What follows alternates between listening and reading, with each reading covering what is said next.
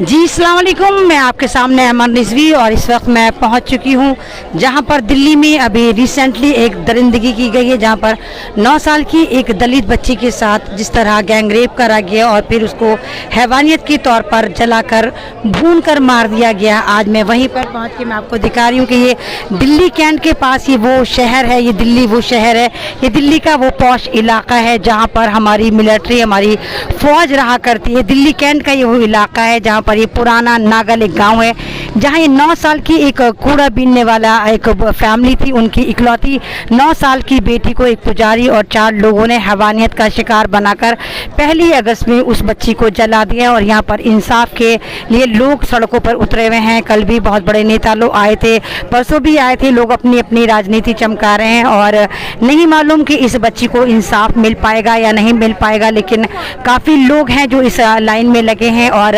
सवाल उठा रहे हैं कि कभी मनीषा बाल्मीकि, तो कभी कठवा की आसिफा, कभी कोई, कभी निर्भया, और अब ये नया रिसेंटली के जो 9 साल की बच्ची है जिसको इतनी बुरी तरह हैवानियत का शिकार बना के 4 लोगों ने गैंग रेप करके मार डाला। मैं अमन रिजवी लगातार आपसे कहती हूँ कि मैं कोई मीडिया कर्मी नहीं, कोई नेता, कोई अभिनेता नहीं। मैं अमन रिजवी एक सोशल एक्टिविस्ट हूँ जो जहाँ पर भी जुल्म होता है वहाँ पर मैं आपको दिखाने की कोशिश करती हूँ कि इस वक्त मैं दिल्ली कैंट में हूँ और वहाँ से मैं आपको डायरेक्ट तस्वीरें दिखा रही हूँ कि जिस तरह यहाँ पर एक 9 साल की बच्ची के साथ हैवानियत करी गई है और उसके बाद अभी तक कोई सही सा यहाँ पर इंसाफ नहीं मिल पाया है। तमाम लोग सड़कों पर हैं और उस बच्ची के इंसाफ के लिए गुहार लगा रहे हैं। मैं लगातार आपसे ये भी कहती चली आ रही हूँ कि अगर भारत में सिर्फ 6 लोगों को बैक टू बैक फांसी दे दी जाए, जितने भी गैंग रेप करने वाले, सिर्फ बैक टू बैक 6 लोगों को फास्ट ट्रैक के थ्रू अगर फांसी दे दी जाए, यकीन करिए 7वां गैंग रेप जो है, लोग पब्लिक जो है, भारतीय पब्लिक जो है वो गूगल पे सर्च करेगी कि क्या कोई गैंग रेप भारत में हुआ करता था।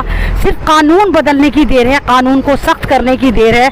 जिस दिन ये कानून सख्त कर दिया गया उस दिन आप यकीन करिए कि भारत में रेप और गैंग रेप नाम की ये जो बीमारी है, ये जो लानत है, ये जो एक तरह का जुल्म है, ये ख़त्म हो जाएगा। मैं अमन रिजवी आपको दिखा रही हूँ कि देखिए बहुत सारा यहाँ media, international media, national media सब जमा है यहाँ पर।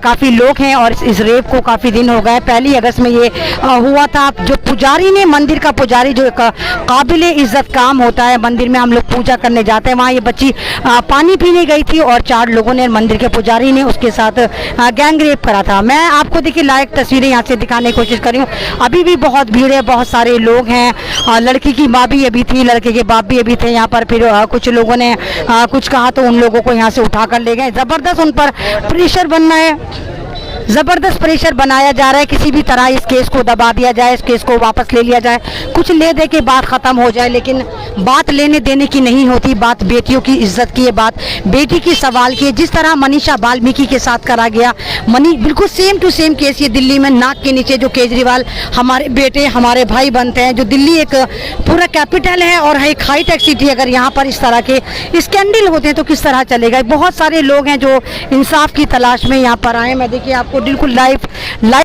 आपको यहाँ पे दिखाने की कोशिश कर रही हूँ कि देखिए यहाँ पर जो अभी हुआ है रेप और उसमें लोग इंसाफ की तलाश में यहाँ बैठे हैं कि वो चाहते हैं कि ऐसे सख्त कानून बन जाएं कि जिसकी वजह से ये लोगों की हिम्मत ना हो, इन दरिंदों की हिम्मत ना हो कि ये दरिंदगी करें। कि बड़े बड़े यहाँ चैनल वाले भी, वो बात अलग है कि चैनल पे ना दिखाएं ले जाके, लेकिन तमाम चैनल वाले यहाँ पर मौजूद हैं, यहाँ पर कवर कर रहे हैं। यहाँ पर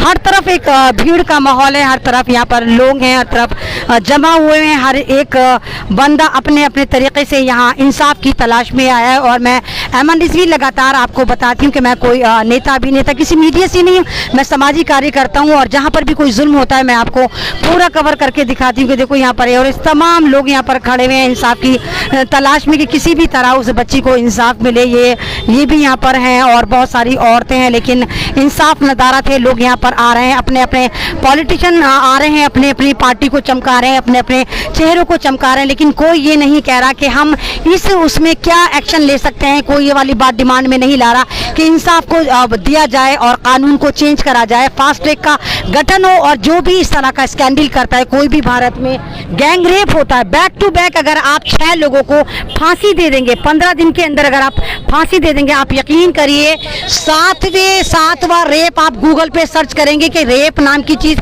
कभी भारत में भी हुआ था। सिर्फ छह लोगों को आप बैक टू बैक फांसी पर लटका दीजिए, उसके बाद कोई गैंग रेप नहीं होगा। लेकिन ये कानून इतना लचर बना दिया गया, ये लोग इतना इजीली निकल जाते हैं, कहीं पैसा दे के निकल जाते हैं, कहीं अपनी अप्रोच दिखाकर निकल जाते हैं, कभी कोई सियासी पार्टी का प्रेशर होता निकल जाते हैं, और बेटियां भारत की इसी तरह लुटती रहती हैं। अब तो इन दरिंदों के हौसले इतने बढ़ गए हैं कि मासूम बच्चियां भी इनकी हवस का शिकार हो रही। जैसे कटवा कांड में यही बीजेपी सरकार थी जिसने तिरंगा यात्रा में उन रेपिस्टों को निकाला था और कहा था कि देखो हाँ, हम रेपिस्टों को वेलकम करते हैं। ये वही सरकार है जिसने कहा था महिलाओं के सम्मान में बीजेपी मैदान में। अब तो आलम उल्टा है कि बलात्कारियों के सम्मान में हमेशा बीजेपी आपको मैदान में नजर आएगी। जहां पर भी बलात्कार होता है बीजेपी उसको सपोर्ट करती नजर आती है, उन लोगों को बचाती नजर आती है। शर्म आती है उन बीजेपी की लीडरों पर, उन बीजेपी की मंत्रालय में जितनी बैठी हुई औरतें हैं कि उनको ये रेप नजर नहीं आ रहा, उनको ये दर्द नजर नहीं आ रहा कि वो भी एक औरत है। वो बोलने को तैयार नहीं है। ये रूबी का लियाकत है या अंजना ओम कश्यप है, माना कि ये सरकार की चाटुकारिता करती हैं, लेकिन ट्विटर पर तो लिख सकती थी कि हाँ ये जो हरकत हुई है, ये जो घिनौना अपराध हुआ ये गलत है, लेकिन उन लोगों ने ऐसा नहीं करा। मैं इस वक्त आपको डायरेक्ट दिल्ली कैंट से तस्वीरें दिखा रही हूँ जहाँ पर ये स्कैंडल हुआ है। बहुत ज़्यादा लोग यहाँ पर जमा है और इंसाफ की उसमें है कि हमें इंसाफ चाहिए, हमें फांसी चाहिए, फांसी से कम हमें कोई भी फैसला मंजूर नहीं है।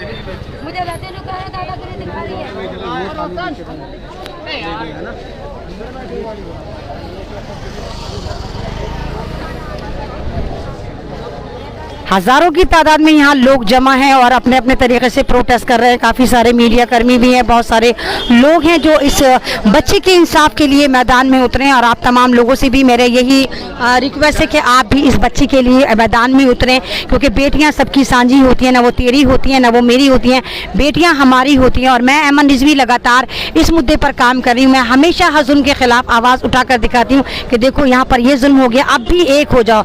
इस वक्त तमाम दलित समाज के साथ सब लोगों को आगे आना होगा। ये बेटियां हमारी हैं, जो हमारे भारत की जागीर हैं, जिनको हम भारत माता की जय भी कहते हैं। जिस भारत माता की हम जय कहते हैं उन्हीं की बेटियों को हम इस तरह नोच लेते हैं, हैवानियत का शिकार बना लेते हैं और गैंग रेप को ऐसा आम कर दिया, ऐसा फैशन में ला दिया है कि इनको पता है कि किसी को कोई सजा तो होती नहीं है और सारे के सारे कहीं ना कहीं गवर्नमेंट में घुसे बैठे हैं। तमाम बलात्कारी बीजेपी में शामिल होते हैं, तो इसलिए इनको पूरा का पूरा इनको यकीन होता है कि हमें कहीं ना कहीं बचाव हमारा हो जाएगा। थोड़े दिन ये चेखम चिल्ली मचाएंगे, उसके बाद हम आराम से बाइज्जत घर को वापस चले जाएंगे।